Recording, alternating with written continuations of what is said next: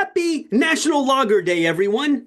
Today, we're raising a glass to one of the world's most beloved styles of beer, lager. Crisp, clean, and endlessly refreshing. Lager has been a staple of brewing traditions for centuries, and what better day to celebrate its incredible history?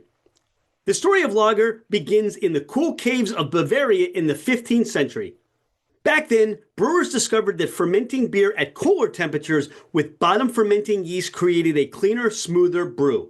This process, known as lagering, gives lager its characteristic clarity and lightness.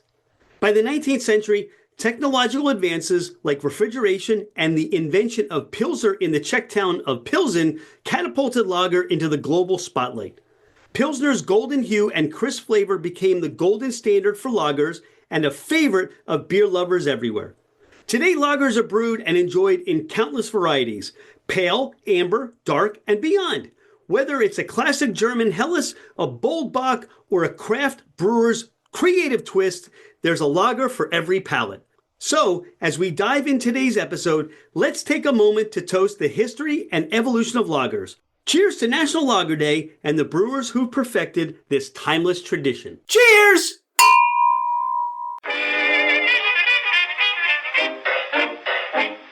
Hello, ladies and gentlemen, craft spirit enthusiasts, and those interested in the intoxicating world of craft distilleries, cideries, meaderies, wineries, and the occasional foray into breweries.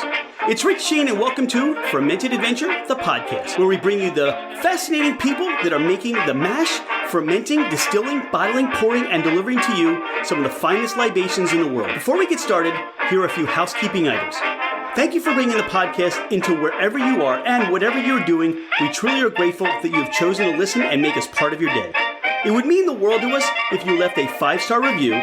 This helps us climb in the rankings, and it makes it easier for others to find us. Don't hesitate to leave us your comments as well. If the podcast didn't meet your expectations, tell us why. We're always striving to improve. You can find us at fermentedadventure.com. We are on Instagram and Facebook as Fermented Adventure. Email us at fermentedadventure@gmail.com. All right, FA Nation, let's meet our guests. He's Damin Sawyer. He's Pete Endres. I'm Rich Shane, and this is Fermented Adventure, the podcast. Gentlemen, welcome to the podcast. Thanks, Rich. Glad to be Thank you, here. Rich. We're going to talk bone and bottle today. What is bone and bottle? Yeah, so Bone and Bottle is a mashup of two things that I love, which is hard cider or wine and chicken wings. So you got your bottles and you got your bones. Those are two things you love. How did that really get started for the both of you?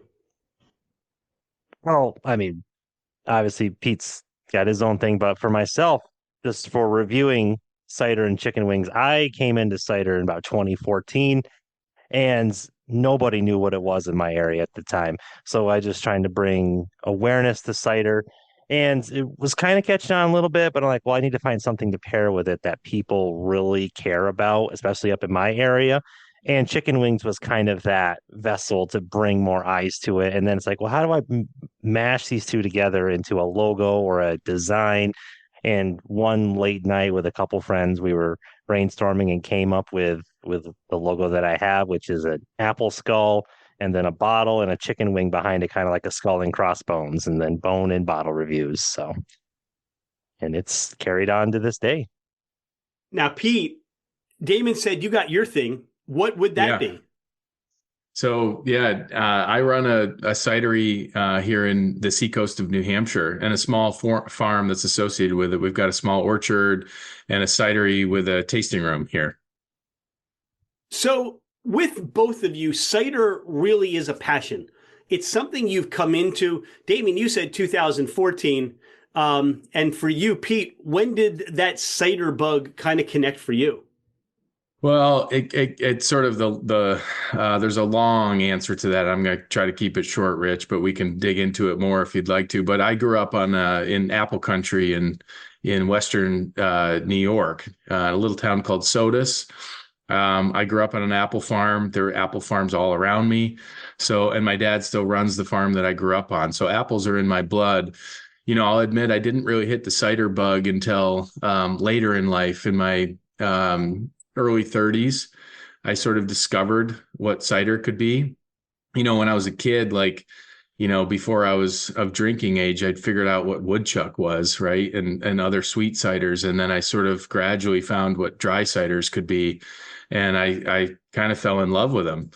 And I combined that with my, sort of interests in always wanting to own my own farm. And here we are sort of 10 years later, after I caught the cider bug, we've got a small cidery and a small farm that we're kicking off. Now, Pete, your story reminds me a lot of Ben Wink from Plowman Cider, which is in Adams County in Pennsylvania. Yeah. Old family orchard, old family farm, and it just keeps progressing into making cider and cider products. But for the both of you, you touched upon the fact that your introduction to cider very early was a mystery. What is that? I mean, yeah, we had sweet ciders. Where do you think we are, or where do you see your communication right now to continue the education and the appreciation for cider in today's market? You go, Damin. Yeah, so a fun fact I like to quote from Gidon Cole of Original Sin Cider was in 2009, there was about 100 cideries in the US total. Mm-hmm. As of 2019, 2020, right before COVID, there was about 1,200. Today, we're probably easily 1,750, 2,000, I would imagine, and that accounts for cideries going out of business and new ones coming up. So there has been a huge explosion in the cider world here in the US. And I think as time has gone on, we've been able to, I say we, people on social media, because that's where I went, right? Like, no one introduced me to cider. I had to introduce myself to it because I don't like beer. I'm not gluten intolerant or anything. I just don't like beer. So I found it one night and I started enjoying it. And then it was like, oh, this is nice. What else is there? And then it's like everything else. You can always just kind of dive in the rabbit hole. And there's a lot of people who don't dive into the rabbit hole, but just as more people have learned about cider and have started to enjoy it, they ask for it more at stores and restaurants. So it's just been a natural expansion of it. And apples are a renewable resource. They're easy. Well, I say they're easy to grow. You could probably tell me different, Pete, but I think compared to some other plants and some other things, they're easier to grow and manage and to source. So it's kind of been a natural thing because that's what we had like back in the beginning of the country. Back in the 1700s, everyone was making cider in their basement. So it's a really basic thing that you can do. So it's been natural that it's kind of come back up. It's had to compete, with seltzers and hard waters and light spritzer wines and things of that nature. But a lot of those kind of things have died down. But I think cider has really pulled a different audience than some of those other like flashy and really like hit of the market deals. And so like it's really sustained and it's been really, really growing. So it's been nice to be a part of that and be in that. And I'm excited to see, kind of where we're going here in the next couple of years. Pardon the interruption. Thank you so much for listening to Fermented Adventure, the podcast. Could you do us a favor? Hit that follow button. It makes it easier for others to find us and it helps us climb in the rankings. Take a screenshot of the podcast, post it, tag us, and let everyone know that you listen to the Fermented Adventure podcast. Now, back to our podcast. Yeah, Rich, I agree with everything Damin said. He makes some excellent points. I think the growth and the awareness that the cider industry has achieved over the past 20 years in the US is tremendous, right? But the reality is we're still a pretty niche beverage. And there's a lot of opportunity, but there's also a big lack of awareness, and we're competing with all the other, beverages that seem to change and come out every day now. For me, my take on it is, I as I mentioned, I run a tasting room here, and it happens to be on a farm that dates back to, the early 1600s in terms of, American settlers. And as Damin mentioned, I mean, most of your listeners know about the tremendous history and cider in colonial America and so forth. And so I can tie in a lot of this like history in terms of cider and its place in American history. And I have a captive audience in my tasting room, right? So they come here maybe not knowing anything about cider and certainly nothing about dry cider. And I get them to sit down. I get them to be able to listen to a story, drink a beverage that's tied up in all of this history.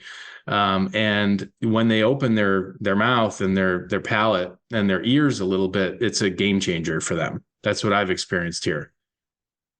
Talk to your production, the varieties, the apples that you're sourcing, or what's coming from your farm. Mm-hmm. Yeah, so as we bought a farm here, my wife and I, about 5 years ago. It was not an apple orchard, so we've been planting orchard every year here. So our trees are still pretty young and not producing a lot. While they're not in production, we're sourcing a lot of fruit from my dad's farm, actually in Western New York, and he planted a bunch of cider varieties starting about 6 or 7 years ago. So he's got some English varieties, some bitter sharps, some bitter sweets, your Kingston and Ellis. And he's also got some heirlooms, Golden Russet and others. And I've basically branched out in the same fashion here on my farm. I've got about 25 varieties that I've planted so far that'll come into production in the coming years. Combination of dedicated cider fruit that really aren't good eating apples, some English, some French, and then, a lot of the American heirlooms like your Baldwins and Newtown Pippin and Esopus, Harrison, et cetera. I've planted those as well. Those are great dual purpose apples. They're great for cider. They're good for eating. So I've got a bunch of those. And then I'm going to have a pick your own side of the business here too. So I've got some dedicated eating apples as well, but basically all of the above, really with probably I'd say a primary focus at this point on the American heirlooms. And more towards the dry side of cider right now? Definitely. Yeah. Yeah, 100%. I don't make anything sweet here at all. I don't do any back sweetening. I just kind of let the fermentation take its course and see what we end up with. Hopefully it's good. I'm quite sure it is. And now you've given us another reason to head up your way and enjoy cider from this wonderful farm dating back to the 1600s. With where we are and where you're located, we've had conversations with cider producers about the change in climate and how that's affecting production. You're getting your hands into it. And Damin, you're talking to cider producers too. Over the last year, what are some of those conversations you're having and the impact on climate change or apples that were able to grow but aren't, and just some interchangeable things like that? It's interesting. I think we're talking about probably long-term trends here, but on my farm, I've seen just in the few years that I've been running it, some pretty wild variations. 2 years ago was a very wet summer. And we're, for better or for worse, we're adjacent to a big inland bay called Great Bay, which is tidal. And we've got some pretty heavy clays that retain moisture. So 2 years ago, when we had a wet summer, it was not great for the trees. They were maybe too wet compared to this past summer that we had, where it basically didn't rain at all. And the clay kind of dried up and cracked. I mean, we've got tremendous variability in the short term now. And then this summer convinced me I need irrigation to kind of, smooth out the cycles. I think going forward, we're going to have, just a lot more variability to deal with. And it's very hard from a growing standpoint to manage that. I think it's going to be a challenge for the industry going forward. Yeah. So New York last year, we had a late freeze in May, which heavily impacted a lot of places in the Finger Lakes and in the Hudson Valley. Some places, and it was all dependent on like microclimates. So some places, if they were on the top of a hill, they were okay. But if you just went down like a story or so on the hill, the temperature variance was a couple degrees, and it was enough to wipe out all the bloom. And so some places lost 75, 80, 90% of the crop. However, this year, we had much better weather. We didn't have the freezes, and a lot of places experienced almost record crops. Part of it is because the trees had a full year. Like it stinks losing your harvest from last year, but that gave the trees a whole nother year to focus on themselves in terms of growth and getting their vigor up. And then so when they bloomed this year and they didn't have any issues, a lot of people said that because of the weather, the blooms happened a little sooner. and a lot of the apples ripened faster and they were dropping faster. So a lot of people finished their harvest about a month or so earlier than what they normally would do. So I think that's part of like with it getting warmer is it's accelerating the cycles every year. So it's the growing season maybe isn't as long, but it's almost a bit more harsh. And you kind of see that out west. A lot of places, especially in high elevations, they have short growing seasons, but it's harsh weather.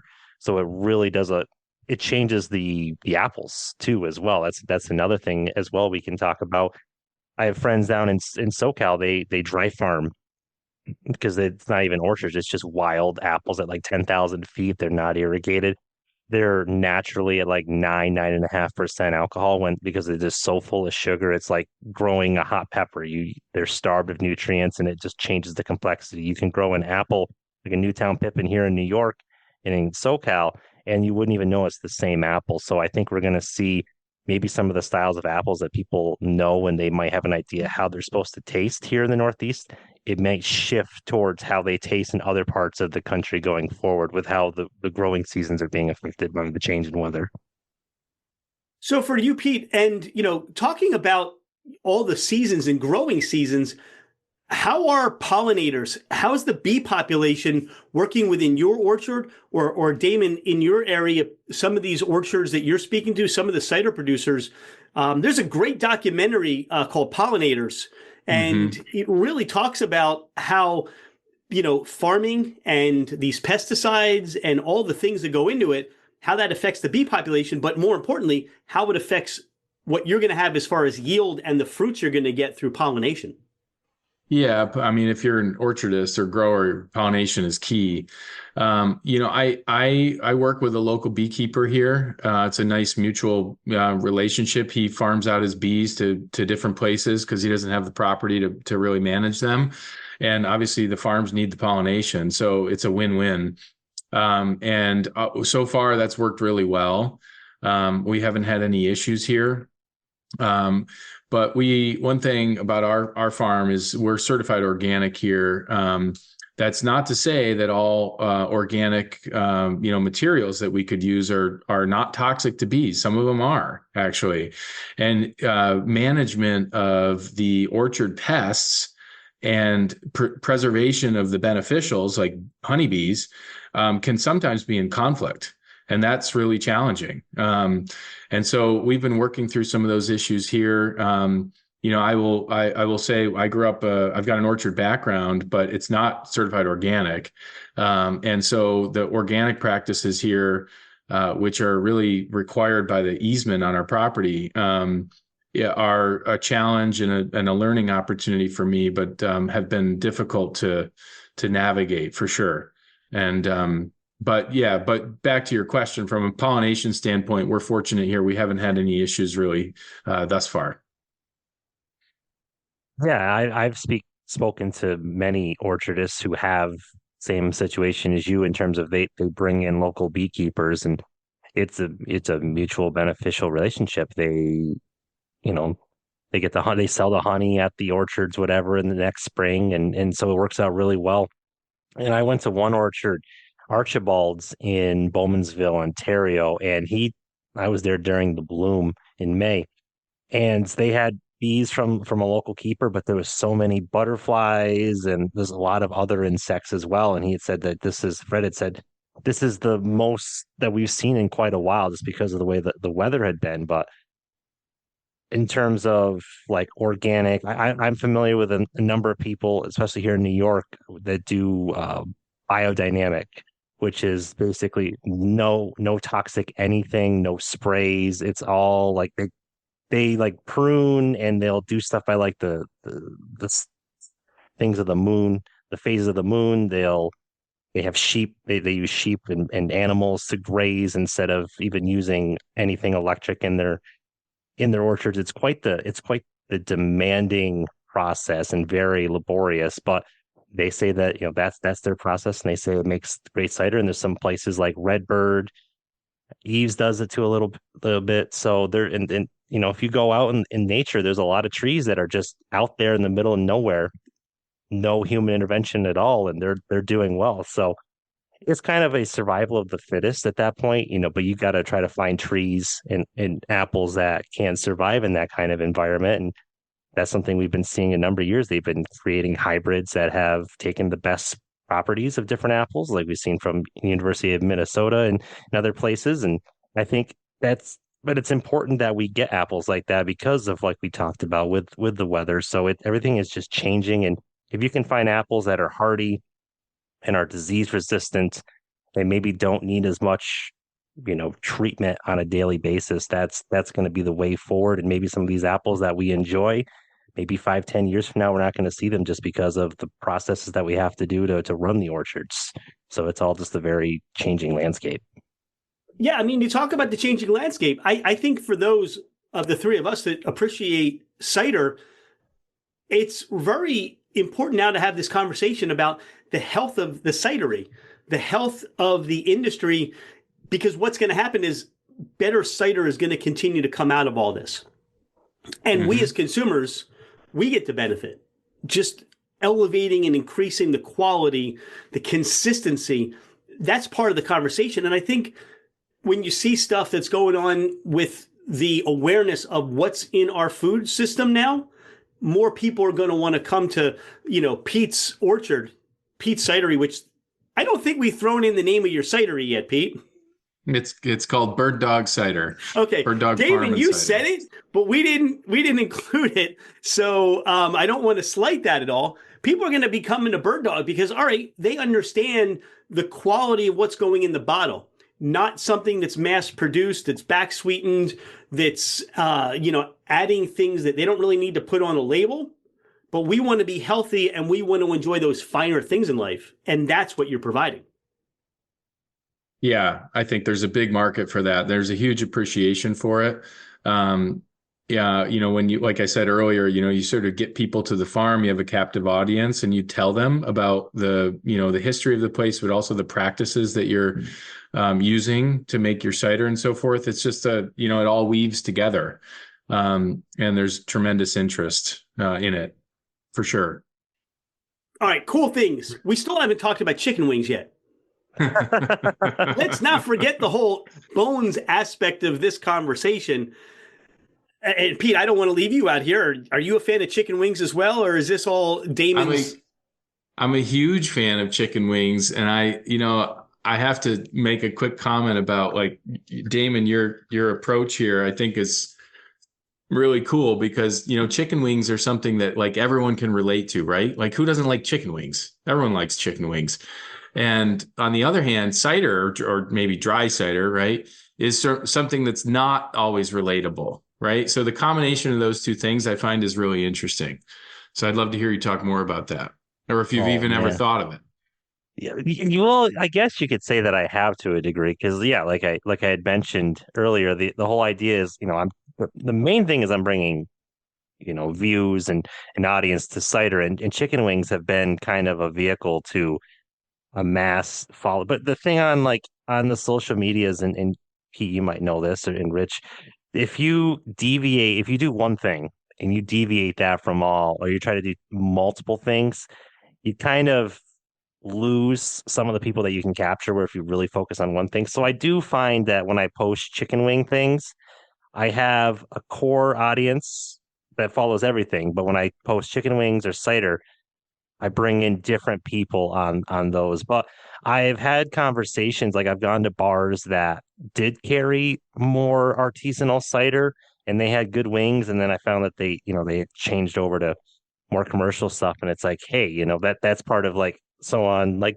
Google Maps, Google review, I posted enough on there that you say, hey, the wings were great, the cider selection was lacking, let's work on that. And so that's kind of where I've been trying to work on it, because I do a little bit of work with distribution for cider. Actually, I do work for Original Sin Cider here in New York, and so I've learned a bit about the world of distribution and sales and trying to get your stuff on the shelf. And there's a whole thing to it. But to kind of, if we were going to talk about food pairings, that I can definitely say there's definitely people better in tuned with the different, like, spicy is good with like a tannin heavy cider, and then like your sweet cider might go with something else. Like there's a whole world to that, and it's more.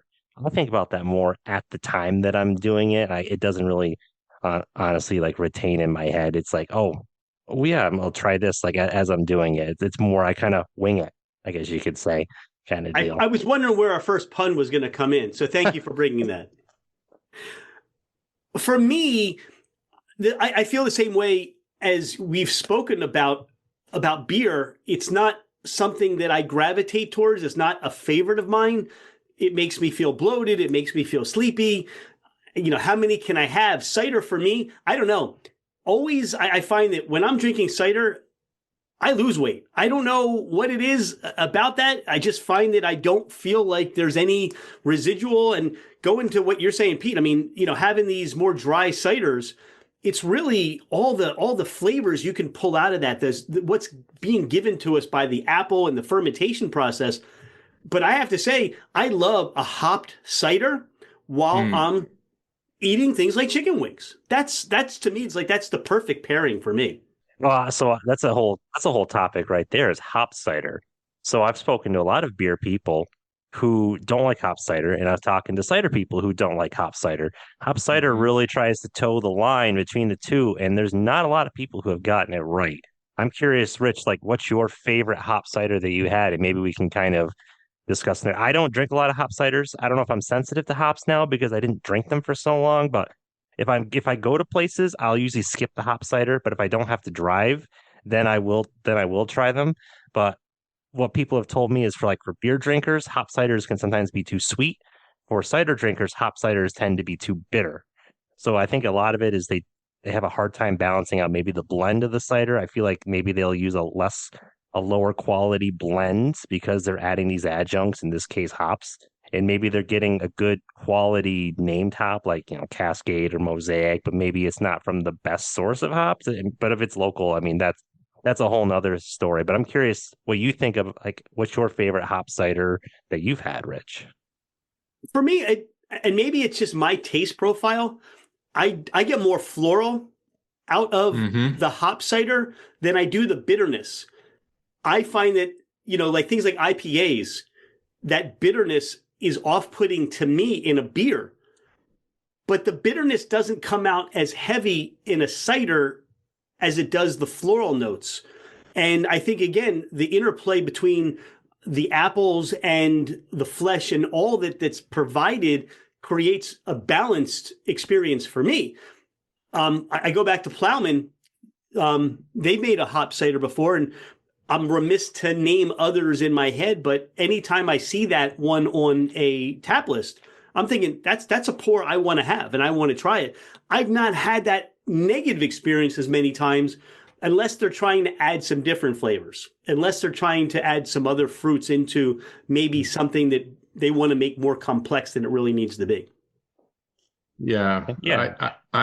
I'll contribute here. I currently don't have a hop cider, but I've experimented with it in the past. And the ones I've done have actually all been wet hopped, whereas most people dry hop. And one of my things, well, generally I'm sort of not so much into flavors and ciders at all. But when I was experimenting with the hop stuff, one of the things I was trying to accomplish is just not be overpowering. Like cider, is simple sugars, right? And so when you're adding like something like hops, it can easily be overpowered. And so I think the right amount could be nice. And I've the wet hops I think were good to me just through a little bit of experimentation, just because they weren't overpowering.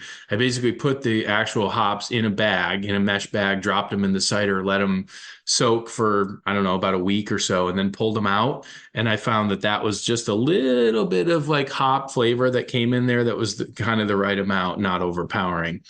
So I might come back to that here someday. You guys maybe inspired me on this podcast to get back into it. All right, Damin, I mean, you are the quintessential expert on chicken wings. As far as I know, I've not spoken to anybody about chicken wings, and I've got to refer to you on what's the best chicken wing. Hey, you mean the best place that I've had? Well, you can answer like that, but if I need to find how's it cooked, Okay. Are we smoking it first? Are we, is it dredged in something? What's that best chicken Yeah. wing that you should know about?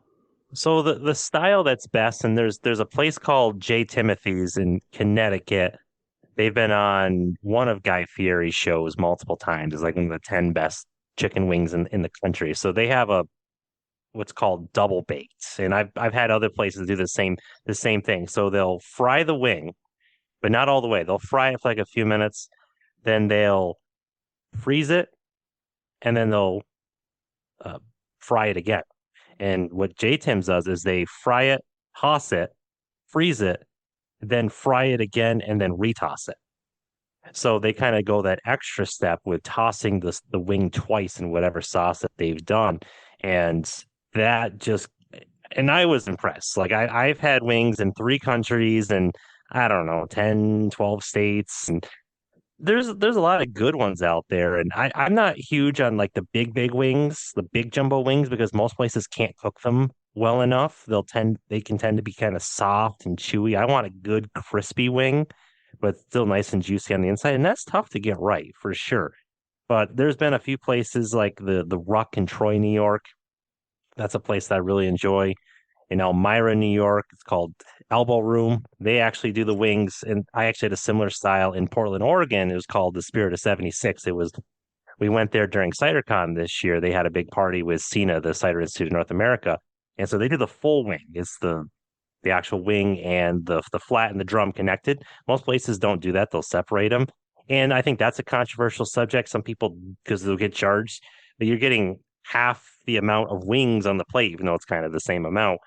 It's all a visual experience, but I think the double bake, or at least just half frying, freezing, then frying again, even if you don't toss it twice, that is definitely given me the superior experience on a chicken wing. Smoked, I've had some smoked wings that were not bad. I think it can kind of go, you can kind of, depends on if they sit or not, right? Like if you're at like an event or like where they're cooking them at a smoker right there, if they're sitting, they can get a little soft, but a good char is always good too. I've had, especially with kind of sauce. If you can get a good buffalo to go with that char, that's an amazing combination. So, are you a flat guy or a drum guy? So when I first started, I was all about flats. Like I had a restaurant downstairs from where I lived. They would do flats for me. I was like the only person they would do it for. And as I got older, and my cider experience has kind of gone in a similar path. So when I first started in cider, I drank sweet cider because that's kind of all there was. But I branched out into more complex flavors and more complex ciders, and really opened up my mind. Well, with chicken wings, the same idea. I went to some places that had some decent drums because the first few places that had the drums were grizzle and they were chewy and they weren't cooked right. Well, then I started going to places that had a well cooked drum with a lot of meat, not much grizzle on the top, crispy, just like the flats were. And it's like, okay, well, maybe that's the bar, right? Because you can cook a flat. Like a flat's not overly difficult to cook because obviously it's a little thinner, but the skill is in how do you cook a drum. So now I just whatever drums, flats. And it's interesting to see some places you'll get an even amount, some places you'll get more drums and flats, which is definitely I think what they prefer because you will get those people who want all drum or all flats. You don't see a lot of people who want all drums. You don't see that too often. But yeah, for me nowadays I just want a well cooked wing. I don't care if you give me drums or flats. How about for you, Pete? Have you given this any thought? I'll admit, not a great amount of thought, but I do, when I eat a good chicken wing, I do appreciate it. That's for sure. Uh, Although I've never really thought to kind of study what I like about it so much. Oh, we're going in Um, deep today, aren't we? no, it's good. This is mind opening right here. I like it. Mm. I I will say something controversial. I do not believe in ranch or blue cheese. I was going to say, are you a blue cheese or not a blue cheese? Nope, I don't want either of it because I want the sauce that's on the wing. If I wanted I don't actually like ranch or blue cheese either way. My understanding is some people get that to cool the wing down because apparently mild buffalo is too hot for them, and that's why they mix. So most milds that you get is like a hot sauce, like a Texas Pete or whatever, mixed with butter. So that's how they bring the heat down is they mix it with butter and then they'll toss your wing. But some people need that additional cooling. And then some people say it's for flavor, which if it's for flavor, then I guess that's fine. But for me, when I'm ordering a wing, I want to know how the sauce is. I want to taste that sauce. I don't care about the ranch or the blue cheese. I went to one place that they put feta crumbles on their wing, and that was probably one of the most disgusting things I had in my life. That's because they That's the didn't Greek tell you. style. They didn't that was if it said on the menu that they did that, then it would have been fine. I wouldn't have ordered it, but at least, I would have known ahead of time. But I literally get this, it just says that it was like a honey, it was a maple, it was some sort of maple sauce they put on it. And it really wasn't even that good. But when they brought it out, it looked like little dots and stuff on it, or like little like fuzz, like someone picked fuzz out of their sock and they put it on my wings. And it's just like I knew right away what it was, but I'm like, oh, what is this? And they told me, I'm like, oh, they saw me and I'm trying, like, even when you pick it off, that feta just took over the whole wing. That's all you could taste was just a sweaty gym sock. And it's just like, this sucks. Like, and then they did Sounds bring me, terrible. yeah, they offered to bring me a fresh batch. And I said, you know what? This is how you serve it. I got to review it as you serve it. And I finished it, but it was not enjoyable. Not enjoy. I won't name it. I don't even know if they still do that style, but because I think they're probably popular. It's a popular restaurant in town that I was at, but it was get something else. I wouldn't recommend the wings if that's what they do. Damin, you're still working through some therapeutic exercises on this one, aren't you? It was eye opening, and now I know to be on the lookout for that. But like I said, if they don't put it on the menu, how can you be prepared for it? I do have my biases, but I've been like a cider judge in some competitions, and so I have the ability to kind of turn my biases off and try things that I may not necessarily like. But feta, that's be where I toe the line and like, nah, I wouldn't do that. But I know there's people out there who they get wings to try the blue cheese or the ranch. Oh, That is that's what they're big. Yeah, I know, I right? would I want the wings. I don't want the cheesy sauce, right? People are interesting. Pete, any thoughts of adding chicken wings to your taproom menu?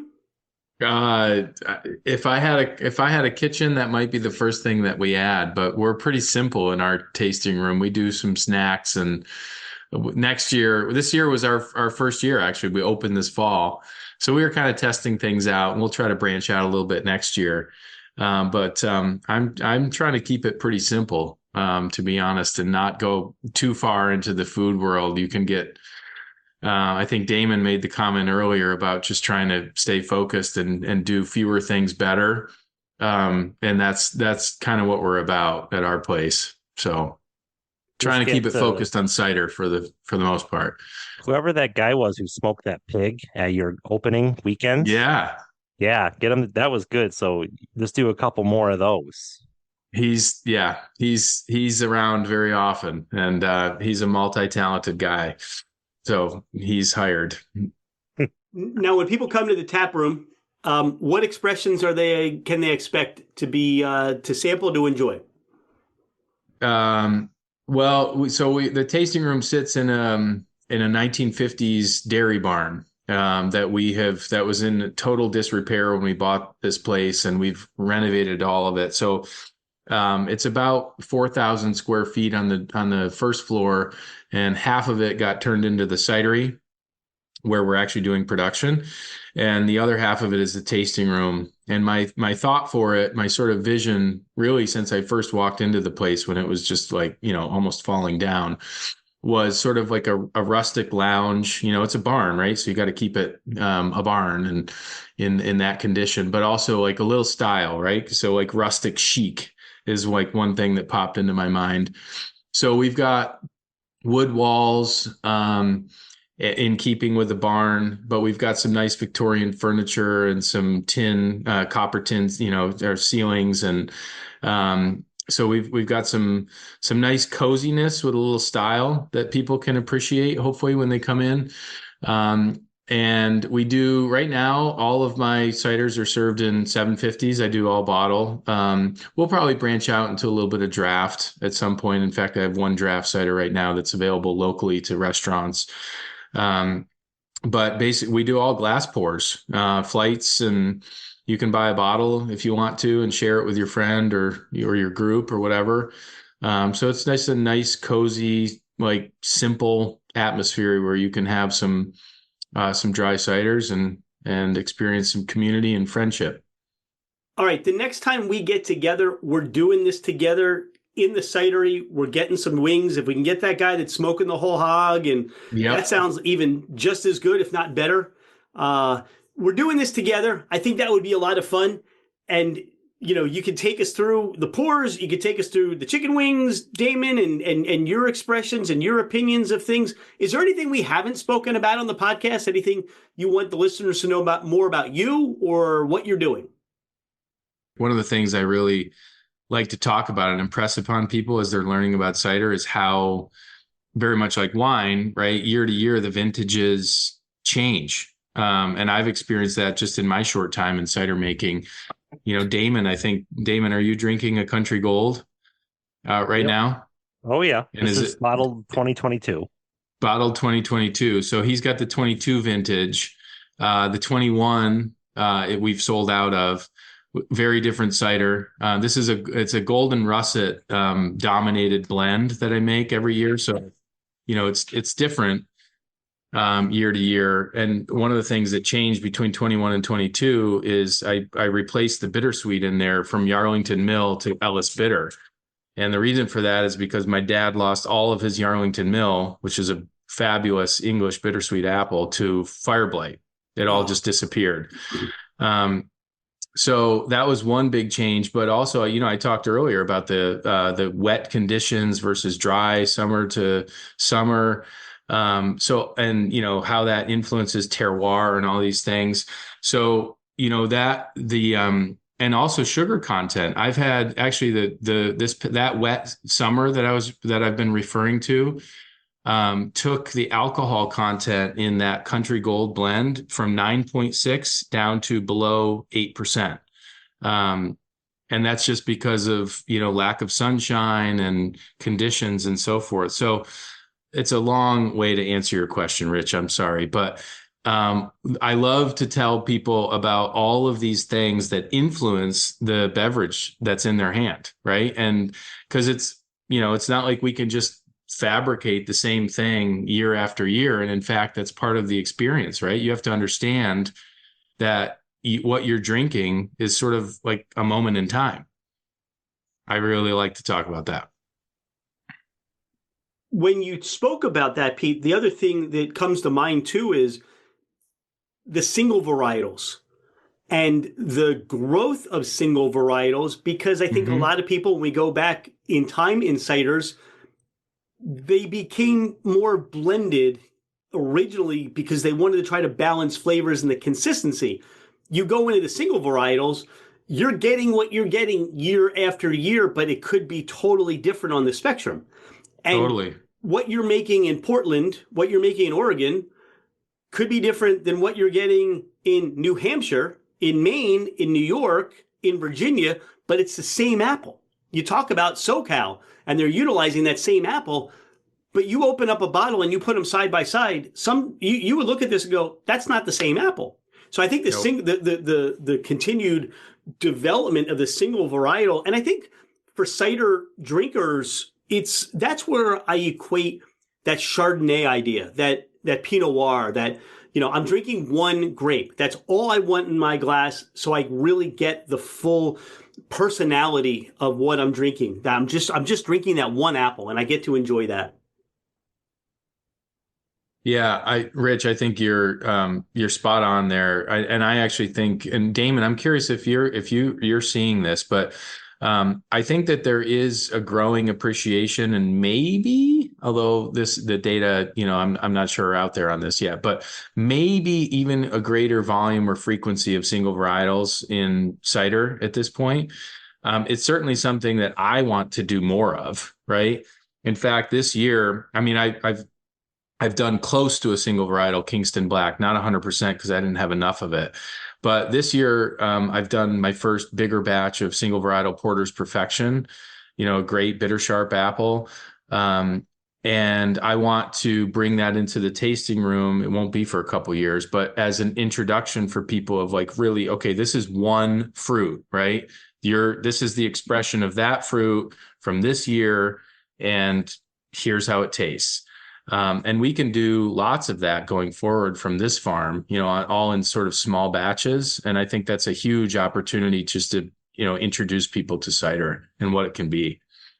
Yeah, so my experience with the outlook on single varietals is kind of twofold. So I know there's a lot of people, and I think I've heard this opinion in England a lot, where the idea of a single varietal is almost kind of boring because there's only really that we know of a few, generally speaking, apples that will produce a good single varietal, because a lot of the apples out there, when you just take a bunch of them and blend it together and you ferment them, it just kind of it has one note, right? So there's only a few apples that we've had, like Kingston Black, Porter's Perfection. I've had some chiseled jerseys that were, that were crazy, but a lot of the apples out there, when you only do that, they're boring. And so as the cider industry was kind of, ramping up in the 80s, 90s, as people were learning what they had, most of them only had blends. They only had these different varieties of apples on hand. So that's kind of what they made. They just didn't have enough of a single apple to do a single variety. Now there's a cidery out in Warwick, New York, down by the city called the Pennings. Now they do, and I've had a few ciders like this. They take the single variety one step further, and they do what's called a single tree cider. Like literally, they have one tree. It's like a 50-foot tree that they're getting 1,000 pounds of apples off of. So they sell it's called the Continental. It's a black bottle. I recommend people look it up if they can get their hands on it. It's really, really fascinating. But it's a single. All these apples from a single tree, and they're able to make a cider out of it. So you have a couple different directions. You have some people that the art of blending different apples with the different years, the different terroirs. That is the science of cider. And for some people, it's finding the perfect apple that when you blend just that apple, you're going to get something with with whatever kind of aroma and body and taste profile that you're looking for. But the one issue with single varietals is the fact that ciders do change year to year because of the weather. So the good example is the Newtown Pippin that I had. I had at Angry Orchard. This was back in 2017 or 18, I want to say. No, 2019, sorry. So I had a single varietal Newtown Pippin from Angry Orchard, and I had a single varietal Newtown Pippin from Raging Cider out in San Diego County, California. The Angry Orchard one was about 5.5, 6% alcohol. It tasted like, oh, what's that sweet white wine that you could drink a gallon of? I can't remember the name of it now. It's this Moscato. It tasted like Moscato. Whereas the Raging Cider, that was about 9-ish percent, I want to say.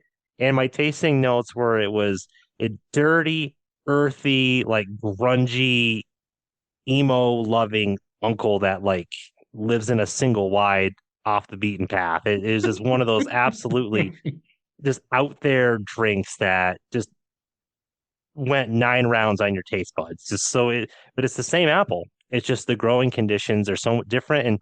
But the next year, if you had a different condition, you would get a totally different tasting apple. So that's the one thing you can run into if you kind of really lean on single varietals. But there's definitely, I think, an art on both sides of blending and single varietals. This is why the cider industry is so much fun. It's so entertaining. It's so colorful. Having conversations like this, and I think the more people get introduced to ciders, and your Uncle Emo lives in a single wide trailer up somewhere in New York, I don't know, but these are the people you're going to meet along the way. Pete, for those that want to find you, what are some of the ways they can connect with you? Website, location, all that good stuff. Yeah, I do have a website. I also have a cider club if people are interested. We do quarterly 3-bottle or 6-bottle releases. But yeah, website and Instagram are really the best ways to reach me at this point. birddogcider.com. That's all I need to know. birddogcider.com, and come on out and see that wonderful room that you've got going on the dairy farm, the dairy barn. That sounds like a lot of fun. Damin, for people that want to find you and enjoy your experiences with cider and chicken wings on the bone and bottle world, where do they go? You can find me on Facebook and Instagram, Bone and Bottle Reviews. Just the way it sounds. You'll look for the apple skull with the chicken wing and bottle crossbones in the back. And I no want to blue thank you cheese so much. or ranch. What, Pete, what were you going to say?